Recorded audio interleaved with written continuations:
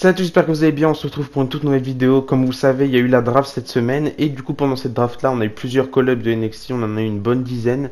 J'ai pris 5 call-ups NXT qui pour moi sont les plus intéressants et qui pour moi sont les plus susceptibles de réussir dans le main roster.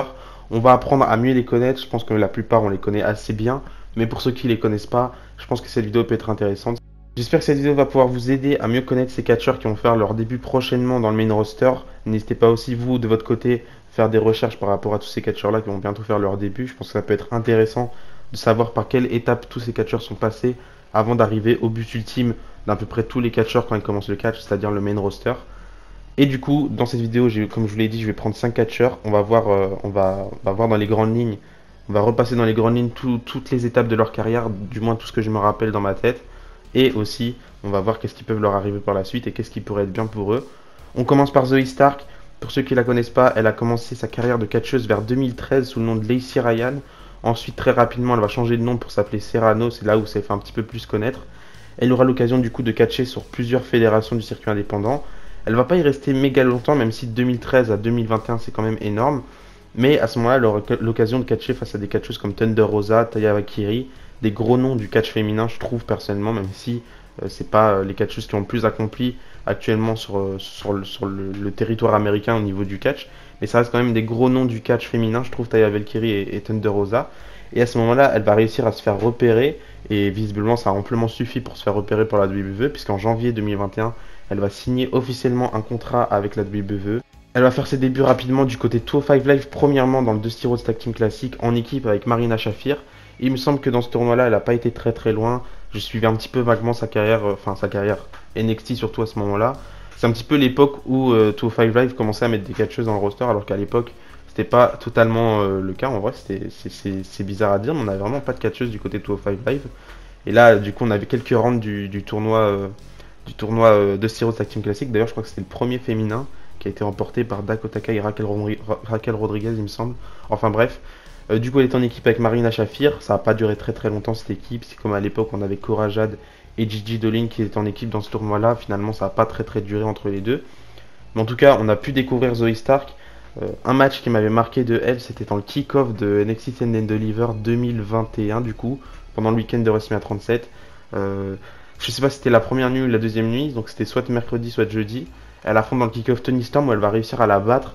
Je crois que rapidement elle va devenir championne par équipe avec Io Shirai. C'était une association assez spéciale, je trouve, entre les deux. Mais entre temps, en novembre, il me semble, elle va se blesser. Elle va se blesser au ménisque, il me semble, où elle va. Je sais pas trop, je connais pas trop le terme en français, mais en gros, elle va se blesser au niveau du genou. Et à ce moment-là, elle va être écartée pendant un petit moment, de novembre 2021 à juin 2022, il me semble, où là, elle va faire son retour dans une bataille royale pour déterminer qui sera l'aspirante numéro 1 au titre féminin de Mandy Rose à cette époque-là, il me semble. Je pense pas qu'elle va le remporter, je sais même plus qui avait remporté cette bataille royale. En tout cas, elle avait fait une bonne perte dans cette bataille royale. Ensuite, elle va s'associer avec Nikita Lyons, du coup la nouvelle recrue du côté des NXT. C'est pas quelque chose que j'apprécie personnellement, mais en tout cas, c'était une bonne association, on va dire, entre les deux. Ça va pas durer très très longtemps puisqu'elles vont pas réussir à devenir championnes par équipe. Mais à ce moment-là, ce qui va se passer pour Zoey Stark, c'est qu'elle va faire un heel turn sur Nikita Lyons et je crois que c'est à ce moment-là que sa carrière change un petit peu. Elle redevient une catcheuse solo. On voit une facette heel de elle un petit peu plus intéressante.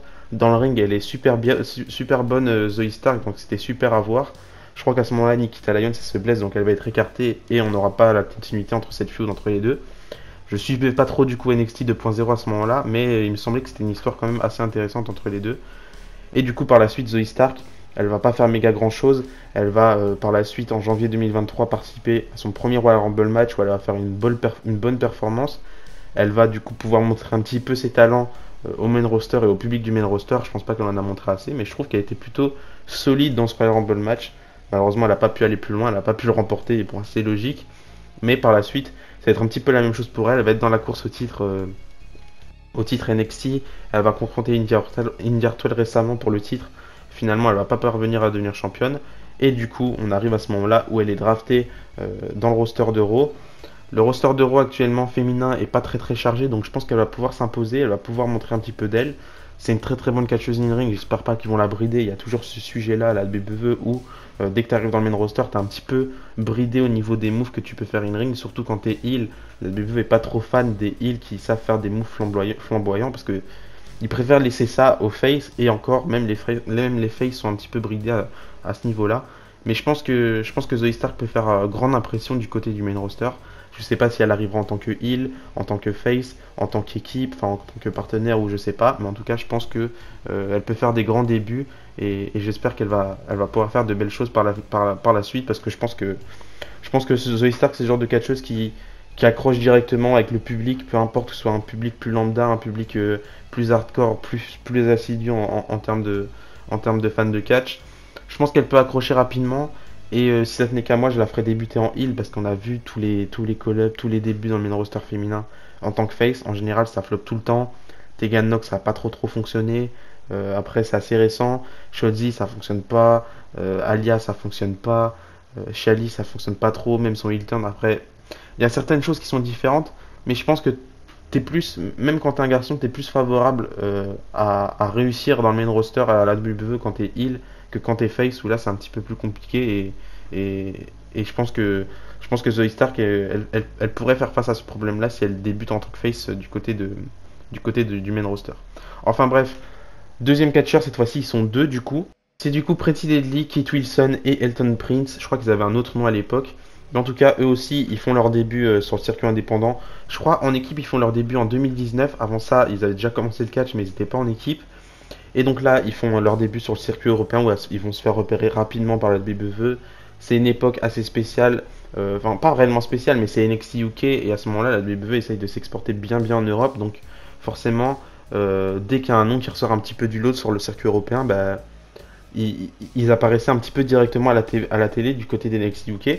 Et là, c'est ce qui va se passer pour Pretty Deadly, puisqu'en 2019, ils vont avoir l'occasion d'apparaître occasionnellement du côté des NXT UK, un petit peu comme a pu le faire Amal Frenchop, il me semble, à l'époque, avant qu'elle se fasse signer. Elle a pu apparaître 2-3 fois à NXT.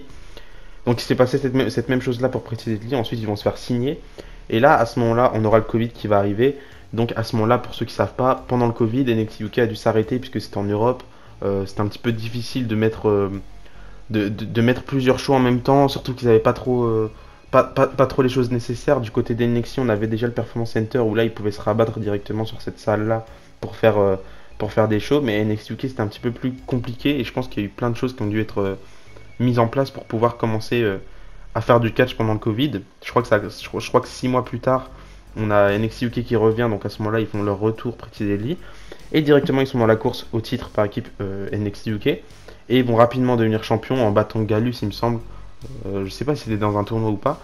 Mais en tout cas, ils vont très rapidement devenir champions par équipe. Ils accrochent directement, enfin, les fans accrochent directement à Pretty Deadly. C'est quand même une gimmick assez spéciale où c'est un mix entre humoristique, un mix entre sérieux. Et moi, personnellement, c'est le genre de gimmick que j'accroche facilement. Quand c'est bien raconté, quand c'est bien fait, je peux très très vite accrocher. Ils vont avoir un run de champion par équipe de 287 jours, il me semble. Donc, je crois que c'est le plus gros run par équipe de NXT UK. Donc, vraiment, ils vont marquer l'histoire de ce titre-là du côté des NXT UK. Ils vont perdre les titres face à Moustache Mountain, il me semble, au bout de 287 jours. Et ensuite, du coup, ils vont faire leur début à NXT. En 2022, je ne saurais plus du tout vous dire quel mois, je crois que c'était vers mars, avril. En tout cas, ils vont faire leur début du côté des NXT 2.0 en attaquant une équipe ou je sais plus trop qui. Mais ensuite, la semaine d'après, ils vont avoir un gauntlet match pour les titres par équipe où ils vont directement devenir champions. Donc à ce moment-là, ils deviennent la première équipe à avoir réussi à faire ça, du coup devenir champion par équipe lors de son premier match du côté des NXT. Et à ce moment-là, ça devient aussi la deuxième équipe à avoir été champion NXT UK et champion NXT par équipe. Je crois que la première c'était Moustache Mountain logiquement, puisqu'ils étaient champions NXT UK directement après le run de Pretty Deadly. Et du coup, ils font forte impression même du côté des NXT à ce moment-là, Pretty Deadly. Gros push pour eux, ils vont feuder avec les Creed Brothers, etc. Ils vont perdre les titres pour après les récupérer vers Worlds Collide, où là on unifiera du coup les titres par équipe NXT UK et les titres par équipe NXT. Donc je crois que c'était Gallus à ce moment-là qui arrivait pour unifier les titres, Wolfgang et Mark Coffey. Donc ils deviennent champions. Ensuite, il me semble, ils vont perdre les titres face au New Day. Ils vont commencer une feud entre les deux qui, pour moi, va beaucoup les aider dans leur carrière. Parce que, en vrai, c'est deux gimmicks plus ou moins similaires. Comme je vous l'ai dit, une gimmick plutôt humoristique et à la fois un petit peu sérieux comme le New Day. On a eu plusieurs gimmicks comme ça du côté de la WWE et moi je trouve que ça fonctionne très très bien encore une fois. Donc là, ils vont perdre les titres, ils vont plus être champions par la suite, mais à ce moment-là, ils vont prendre un rôle encore plus humoristique qu'ils l'avaient au départ, où ils vont commencer à être les hôtes de certains shows, il me semble. Récemment, on a eu ça. Euh, mais ils vont plus être trop dans la course au titre par équipe de NXT. Ils ont fait tout ce qu'ils avaient à faire. Et je pense qu'à ce moment-là, c'était le bon moment pour eux d'être call-up dans le main roster. Donc là, ils ont été sélectionnés par SmackDown pour faire leur début. Et je pense que si le booking suit avec Pretty Deadly, ça peut fonctionner comme ça a pu fonctionner avec le New Day, comme ça a pu fonctionner avec je pense à ça, je pense à Enzo et Cass. Je pense que si le booking est bien fait, tout peut fonctionner avec Pretty Deadly. Il faut juste pas les rater. Et il faut juste pas en faire un truc trop drôle, limite ridicule ou vraiment il y aurait aucun intérêt autour de eux. Je vois un petit peu Pretty Deadly comme la relève de Breezango, mais même à ce moment-là, Breezango, même si c'était très divertissant pour nous, je pense pas qu'ils avaient le booking adapté à leur gimmick. J'aurais préféré un truc un peu plus sérieux. C'est là où ça s'est rattrapé du côté d'NXT avec Breezango. Mais j'espère que Pretty Deadly va pas faire face aux mêmes problématiques qu'a pu avoir certaines équipes dès qu'ils sont arrivés dans le main roster, comme les Vaudevillains, comme il y en a plein qui sont passés dans le main roster qui ont loupé comme équipe. Et j'espère réellement qu'ils vont pas faire face à ça. Ensuite, on a Cameron Grimes qui est déjà un petit peu plus connu. Il a fait de grandes années du côté du circuit indépendant et même du côté de la TNA ou de la Pro Wrestling Guerrilla. On a Cameron Grimes du coup qui commence sa carrière en 2009 sous le nom de Trevor Lee. Rapidement, il va faire ses débuts à la PWG où il me semble il va devenir champion du monde par équipe. Ensuite, il fera ses débuts du côté TNA vers 2015, il me semble, ou 2017, je sais plus du tout. Et là, à ce moment-là, il va devenir champion par équipe encore une fois. Et 3 fois champion X Division. Il a quand même bien marqué, je trouve, le circuit indépendant Trevor Lee. Et je pense que une fois qu'il a fait ses années du côté de la Pro Wrestling Guerrilla, il s'est fait rapidement repérer par William Regal qui passait souvent faire du repérage à la PWG. En janvier 2019, il va quitter Impact Wrestling pour signer avec la WWE où il va faire ses débuts en juillet ou en juin 2019, il me semble, dans le Breakout Tournament où il va faire grosse impression. Donc c'était un tournoi pour désigner qui était la Breakout Star de l'année. Et il me semble que le vainqueur de ce tournoi-là, il avait une opportunité au titre NXT. Il va faire grosse impression, comme je vous l'ai dit, puisqu'il va arriver jusqu'en finale face à Jordan Myles où il va perdre. Donc Jordan Myles, à ce moment-là, il était vu comme une future star du côté d'NXT. Malheureusement, il va quitter NXT par la suite à cause de quelques polémiques, si vous vous rappelez de cette histoire-là. Mais grosse impression pour Cameron Grimes qui avait fait de belles performances du côté d'NXT. Je crois que même dans ce tournoi-là, on avait Bronson Reed à l'époque. C'était la première fois, je crois, hein. On avait Angel Garza, on avait plein de catcheurs talentueux dans ce tournoi. C'était vraiment une bonne chose et je trouve que la WWE devrait faire ça même pour le main roster. Après, c'est différent, c'est NXT, c'est pas le même produit. Mais en tout cas, Cameron Grimes avait fait de beaux débuts, je trouve, du côté d'NXT. Après, ça ralentit un tout petit peu vers le Covid, etc. L'année d'après, il participe au ladder match pour le titre nord-américain vacant de Keith Lee. Il va pas réussir à devenir champion. Ensuite, rapidement, il va se lancer dans une feud avec LA Knight. LA Knight qui va faire ses débuts dans le week-end WrestleMania 37 à NXT Stand and Deliver, il me semble. Et là, ils vont commencer une rivalité où, du coup, Cameron Grimes va devenir champion Million Dollar Man. Il va continuer à stagner, mais puis enfin, à NXT Stand and Deliver de l'année d'après, du coup en 2022, il va devenir dans le ladder match champion nord-américain. Il aura un règne très très court, il va se faire récupérer le titre par Carmelo, il me semble, à ce moment-là. Et puis depuis, on le voit plus trop, Cameron Grimes. Quand même un run difficile du côté d'NXT, où on sent à chaque fois qu'il est prêt à monter dans le main roster, et je pense qu'il est prêt de toute façon depuis toujours, Cameron Grimes. Peut-être qu'il fallait un petit temps d'adaptation du côté d'NXT pour se faire aussi de WWE, mais c'est quand même un gros catcheur, et pour moi, il est amplement prêt à monter dans le main roster. Il a encore lui aussi, comme Pretty Deadly, ce côté un petit peu humoristique qui je trouve pourrait fonctionner dans le main roster. Il va se faire ses débuts à SmackDown prochainement, je pense. Et toute cette année 2023, même un petit peu avant, il était déjà prêt à monter dans le main roster. À chaque fois, ils attendaient le temps pour le faire monter. Finalement, il l'avait pas fait. Et enfin, du coup, il est drafté du côté de SmackDown. J'ai hâte de voir ce qu'il va pouvoir faire. Je pense que ça peut fonctionner. Il faut juste encore une fois que le booking suit pour qu'il fonctionne bien. Et je pense que ça peut être un très très bon atout pour la mid-card du côté de SmackDown. Parce que même avec le titre des États-Unis du côté de Raw, ça pêchait un petit peu. Je trouve cette mid-card. On avait toujours les mêmes noms, Bobby Lashley, Mustafa Ali, Bronson Reed, etc. Là, on aura du changement. On aura de nouveaux noms. Et je pense que ça va faire un gros vent de fraîcheur du côté de la mid-card autour de ce titre des États-Unis. Ensuite, on a JD McDonough, plus connu sous le nom de Jordan Devlin, je trouve personnellement. Pour moi, Jordan Devlin, c'est le catcheur qui représente parfaitement l'exemple du catcheur passionné, du catcheur qui a tout donné pour devenir catcheur. Il commence sa carrière à l'âge de 12 ans où il va se faire entraîner par Fergal David, plus connu sous le nom de Finn Balor. Ensuite, il me semble que vers ses 21 ans, il va partir 6 mois au Japon pour pouvoir faire son catch. Il va faire du catch au Japon, aux côtés de Finn Balor à ce moment-là, il me semble. Et puis il va retourner sur le circuit européen où là, il va se faire un peu plus connaître. Il va affronter des catcheurs comme Walter. Je vous conseille ces matchs. Jordan Devlin contre Walter, il y en a un qui m'a marqué. C'était vraiment une dinguerie ce match-là. Ensuite, il va être annoncé du côté d'NXT UK pour participer au premier tournoi, du coup pour désigner le premier champion NXT UK de l'histoire. Il me semble que c'était en 2016.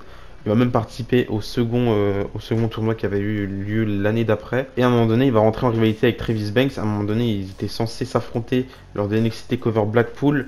Sauf qu'à ce moment-là, Travis Banks va être blessé et il va se faire remplacer par Finn Balor. Alors, je sais plus si c'était vraiment une réelle blessure legit ou si c'était réellement pour faire ce Finn Balor contre Jordan Devlin. En tout cas, c'était un super bon match entre les deux.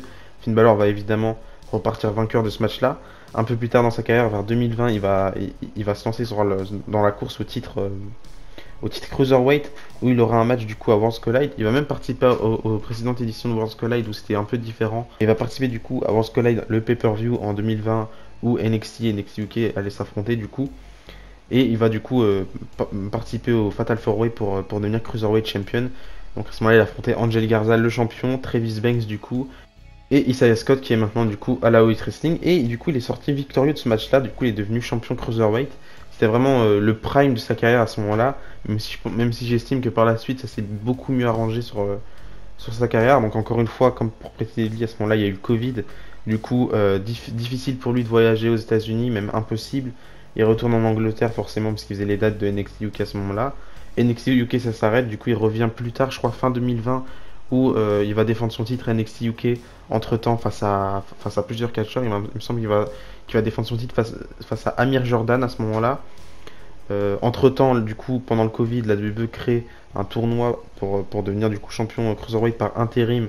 C'était vers mars 2021, avril 2021, où du coup on aura Santos Escobar qui va repartir vainqueur de ce tournoi-là pour devenir champion Cruiserweight par intérim. Il va même rester champion très très longtemps. Et puis on aura enfin la confrontation entre les deux catcheurs, Jordan Devlin et Santos Escobar, où du coup les titres vont être unifiés lors d'un ladder match qui s'est déroulé du coup pendant le week-end de WrestleMania 37. Il va perdre son titre. À ce moment-là, Santos Escobar va devenir le réel champion Cruiserweight. Ensuite, du côté de NXT UK, Jordan Devlin, lui, va affronter Ilja Dragunov pour le titre NXT UK. Et lors d'une ultime revanche entre les deux, si Jordan Devlin perdait ce match-là, il devait du coup quitter NXT UK. Du coup, il a perdu ce match-là. Et quelques mois plus tard, je crois que c'était cette année, enfin l'année dernière, en 2022, il va faire ses débuts du côté d'NXT avec un nouveau nom, sous le nom de JD McDonough, le nom qu'on connaît actuellement, avec une gimmick un petit peu plus poussée, un personnage un peu plus travaillé, où je trouve vraiment, on a vraiment trouvé le juste milieu avec JD, il est vraiment plus sérieux. Dès son arrivée à NXT, il va directement affronter Braun Breaker, il me semble une première fois à Heatwave, puis après il aura une revanche à Loinhawk dans un triple threat match, du coup c'était assez récent. Il affrontait Ilja Dragunov et Braun Breaker. Pendant les deux matchs, il n'est pas parvenu à devenir champion NXT, assez logique, mais vraiment très très gros run, je trouve, du côté d'NXT avec ce renouveau de personnage. J'étais un petit peu dégoûté quand j'avais vu qu'il avait changé de nom, c'était un petit peu ridicule comme nom, mais finalement, je trouve que vraiment c'est la meilleure chose qui lui arrive à Jordan Devlin. Quand il a perdu son match pour le titre Cruiserweight, je me suis dit c'est la fin pour lui, on n'aura plus rien, mais finalement, vraiment grosse surprise et je suis vraiment content de la reconversion, si je peux dire ça, et de son run à NXT qui n'a pas été méga très très long, mais qui a quand même beaucoup fait parler. Il a vraiment réussi à s'imposer comme un gros nom de NXT. Ensuite, il s'est lancé sur le titre nord-américain il a malheureusement pas pu devenir champion. C'était pendant NXT Stand and Deliver, ce fameux match qui a fait beaucoup parler, qui était super bien en 2023. Du coup, c'était pendant le week-end WrestleMania 39. Du coup, il n'est pas parvenu à devenir champion. Ensuite, après, il a eu quelques matchs entre temps. Mais du coup, on arrive au moment actuel où il va se faire drafter à Raw. Et franchement, j'ai vraiment hâte de voir ses débuts. Je pense qu'il peut faire un truc de ouf. C'est un super bon catcheur, encore une fois, je l'ai dit. Ce mec-là, c'est un travailleur acharné et il mérite amplement de se faire call-up dans le main roster. Je pense qu'il y a réellement un truc à écrire avec Finn Balor, encore une fois. Je sais pas si JD McDonough va rejoindre Judgment Day ou si vraiment il va être contre Judgment Day ou je sais pas. Mais en tout cas, il y a de très belles choses à faire pour lui. Il peut même aller challenger Gunther, il peut même être celui qui va détrôner le champion intercontinental. Ça pourrait être juste incroyable et j'imagine déjà les matchs entre les deux. Franchement, ça va être un très très gros atout comme Cameron Grimes cette fois-ci pour la mid-card de Monday Night Raw. Et je pense que si les choses sont bien faites, encore une fois, ça peut être l'un des meilleurs call-ups dans le main roster de l'histoire. Je pense qu'il peut faire une chose à l'image de Finn Balor, peut-être pas aussi grand, où il remportera directement une opportunité face à Roman Reigns. Enfin, comme à l'époque, Finn Balor il avait battu Roman Reigns dans le main event d'Euro pour affronter du coup Seth Rollins à SummerSlam 2016. Je pense pas qu'on aura la même chose, évidemment, mais je pense vraiment qu'il peut faire des gros débuts et vraiment s'imposer comme un gros nom de la mid-card dans le main roster et peut-être pas aller toucher l'entrée du main event par la suite. En tout cas, j'espère juste qu'ils vont pas le brider parce que c'est un super bon catcher in ring. C'est un heel, oui, mais pour moi, les heels, ils doivent être aussi bons dans le ring et c'est ce qui fait pour moi un catcher complet. J'ai pas envie qu'on bride JD et je pense que ce sera une bonne opportunité pour nous, les fans, de voir si la WWE continue vraiment cette histoire de brider le in-ring des catchers, comme on dit souvent. J'ai entendu plusieurs fois des gens dire que Austin Theory il était plutôt bridé dans le ring, parce que quand on regarde ce qu'il a fait du côté des Devils, c'est pas pareil. Moi, je suis pas trop d'accord, mais là, ça va vraiment être l'opportunité pour nous de voir si la WWE continue de faire ça ou pas. Faut surtout pas le louper. J'espère qu'ils vont pas le louper. Et ensuite, pour moi, le call-up le plus intéressant, Grayson Waller. Et je vous dis, j'étais pas vraiment de cette idée-là il y a quelques années maintenant. C'est un catcheur assez récent, Grayson Waller, catcheur australien bien évidemment, qui commence sa carrière en 2017 sous le nom de Matthew Wahlberg, il me semble un truc dans le genre. Il va pas avoir une très très grande carrière sur le circuit, il va quand même se faire repérer parce qu'il aura des matchs face à des quand même gros noms actuellement. Et je pense que c'est ce qui a pu permettre qu'il se fasse repérer. Mais ce mec-là, il a vraiment un charisme incroyable. Il a un in-ring déjà très très bon, un mic skills vraiment, c'est sa qualité numéro une, mais il est vraiment juste complet ce mec là. Et je pense que s'il y a vraiment un mec aujourd'hui qui va réussir dans le main roster, un call-up d'NXT qui va réussir dans le main roster, c'est bien Grayson Waller. Et j'y crois en ce projet. Et alors quand il y a quelques années il a fait ses débuts à NXT, j'étais vraiment pas fan, gimmick basketteur bizarre, il arrive bizarrement. Bah, au départ, il faut dire aussi, il était face, donc c'était assez spécial. Il fait ses débuts à 205 Live, c'était l'époque où, 2021, sortie du Covid, la WWE signe quand même pas mal de talents, mais pas mal de cruiserweight, je trouve. Je ne saurais plus vous dire les noms qu'ils avaient signés à cette époque-là, mais je crois qu'il y avait Alex Zane, ils avaient signé aussi Christian Blake, plein de catcheurs de petits gabarits, et il les a fait tous débuter du côté de 205 Live, donc c'était cette époque-là. Et là, pareil pour Grayson Waller, il va faire ses débuts à 205 Live. Ensuite, je crois qu'il va entamer une feud face à Roderick Strong où il va faire un heel turn très, très rapidement, quelques mois plus tard, il me semble. Ensuite, il va intégrer la team NXT 2.0 face à la team NXT Black and Gold lors du War Games match. Et je pense que c'est à ce moment-là qu'il a vraiment explosé Grayson Waller. Il va attaquer Johnny Gargano pendant son speech de fin de NXT, du coup, au moment où Johnny Gargano quitte la WWE. Donc vraiment, on sent qu'il y a vraiment un projet autour de lui. Il y a vraiment un truc, il y a vraiment une intention de le faire réussir à ce moment-là, parce que c'est pas rien attaquer Johnny Gargano, c'est pas rien de te mettre over en attaquant Johnny Gargano à la fin de la carrière de WWE de Johnny Gargano, même si on sait ce qui s'est passé par la suite. Ensuite, il va même confronter des catcheurs comme AJ Styles, il va avoir des matchs contre AJ Styles. Ensuite, il aura une rivalité assez marquante face à LA Knight. Enfin bref, il a tout fait, Grayson Waller, et pour moi, c'est vraiment une ascension fulgurante qu'il a pu avoir du côté d'NXT, même si sa carrière du côté d'NXT n'est pas non plus très très grande. Ça fait à peine 2 ans et demi, 2-3 ans qu'il est à la WWE. Il a réussi à s'imposer comme l'un des membres les plus importants, l'un des main eventers les plus importants avec Carmelo Hayes et Braun Breaker. Pour moi, c'est les 3 noms que je mémorise le plus par rapport à cette nouvelle wave de NXT que j'apprécie pas tant que ça personnellement parce que je suis un grand fan de NXT Black and Gold et j'ai pas trop suivi NXT 2.0, mais vraiment il m'a tapé dans l'œil Grayson Waller. Par la suite, il a eu des opportunités au titre NXT. Je crois qu'il a eu une opportunité au titre nord-américain à NXT Stand Deliver 2022 où il n'avait pas réussi. C'était le ladder match où Cameron Grimes avait gagné justement.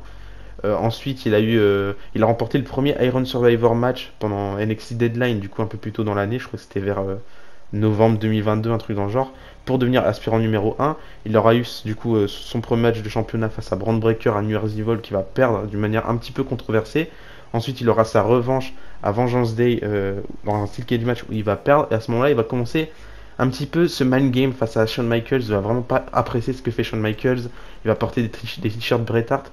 Juste pour vous dire à quel point Grayson Waller, il est juste ouf comme mec. Et vraiment, c'est le genre de catcheur qui, pour moi, tu leur donnes juste ce qu'il faut et il va te faire de l'or avec parce que on va pas se mentir, il est talentueux et pour moi Grayson Waller il est vraiment fait pour ça. Ensuite en 2023 il va redevenir aspirant numéro 1, il va affronter du coup Carmelo Hayes qui est devenu nouveau champion à Stand Deliver, il va l'affronter du coup à Spring Breaking si je me trompe pas, je me rappelle plus du nom du truc. Il a perdu mais c'était un match quand même excellent Et maintenant, du coup, il est drafté à SmackDown. Il a fait une promo excellente quand il a réagi à son call-up, où il disait il aurait bien aimé dire qu'il était surpris, qu'il est super content, mais il n'est pas surpris. Ce qui surprend le plus, c'est que il n'a pas été drafté plus tôt. Et c'est juste incroyable. Et j'espère que ce mec-là va réussir et va avoir de belles heures dans le main roster. Par rapport à son avenir, j'espère personnellement qu'ils vont pas tarder à le faire débuter du côté de SmackDown. Et je pense d'ailleurs que le faire arriver à SmackDown, c'est une meilleure option que de le faire arriver à Raw, où là on a vraiment plus de talent, plus, plus de talent comme on les aime. Là, je pense qu'il va plus avoir l'occasion de briller du côté de SmackDown, où il y a vraiment une mid-card à refaire autour d'Austin Theory. On avait toujours la même chose, Austin Theory, Bronson Reed, Bobby Lashley du côté droit avec le titre des États-Unis. Là, je pense que ça va, comme avec Cameron Grimes, ramener un petit vent de fraîcheur où Grayson Waller va pouvoir s'imposer. En plus, il va retrouver LA Knight du côté de SmackDown, il va retrouver AJ Styles. Je pense qu'il y a vraiment quelque chose à faire. Moi, ce que j'aimerais bien dès la première année, c'est qu'il ait plein d'opportunités au titre des États-Unis, voire même devenir champion des États-Unis. Et un truc qui m'est venu en tête en me baladant sur Twitter, j'ai vu beaucoup de personnes parler de ça. Une feud contre Edge qui pourrait juste être fou, qui pourrait être folle pour SummerSlam. J'espère vraiment qu'on pourra avoir un truc de cette envergure pour lui parce qu'il le mérite amplement. Et ce mec-là, et encore une fois, il est hyper talentueux. Et c'est vraiment très très rare en vrai que je pense ça d'un catcheur qui a pas énormément d'années d'expérience sur le circuit indépendant. En général, moi j'ai vraiment des coups de cœur face à des personnes que je connais déjà depuis longtemps, que j'ai vraiment eu le temps d'apprécier sur le circuit indépendant, des catcheurs comme Johnny Gargano, comme Adam Cole, des catcheurs que j'ai vraiment eu le temps de découvrir sur le circuit et que j'ai pas découvert à la WWE. La Grayson Waller, je vais pas vous mentir, avant qu'il arrive à la WWE, je le connaissais pas du tout. J'avais même pas entendu parler de lui, j'avais peut-être vu 2-3 clips de lui, mais sans plus. Et en vrai, en règle générale, dès que quelqu'un débute à la WWE sans que je le connaisse, j'ai du mal à m'y faire. Et là, c'était vraiment tout le contraire pour Grayson Waller. Je suis vraiment gros coup de cœur et j'espère encore une fois qu'il va réussir et qu'il va faire de grandes choses par la suite, voire même devenir champion du monde, pourquoi pas. Parce qu'à un moment donné, on oublie souvent que le temps passe vite et que les catcheurs qu'on connaît aujourd'hui qui sont champions, les Roman Reigns, les Seth Rollins, bon, les Seth Rollins, vous avez compris. Enfin bref, les Roman Reigns, les Cena, les Orton, etc. À un moment donné, ils catcheront plus. Et à un moment donné, tous ces catcheurs-là, les Grayson Waller, les JD, c'est eux qui vont reprendre le flambeau et c'est eux qui vont diriger la nouvelle génération et qui vont avoir des championnats du monde. Enfin bref, c'est la fin de cette vidéo, j'espère que ça vous a permis de découvrir un petit peu plus ces catcheurs si vous ne les connaissiez pas déjà encore. Du coup voilà, on se retrouve prochainement dans la semaine pour ma review de SmackDown qui sortira un petit peu plus tard et ma review de Backlash qui sortira aussi un petit peu plus tard. Et d'ici là, je vous dis à la prochaine, n'oubliez pas, tant qu'il y a le catch et l'espoir. Bisous bisous.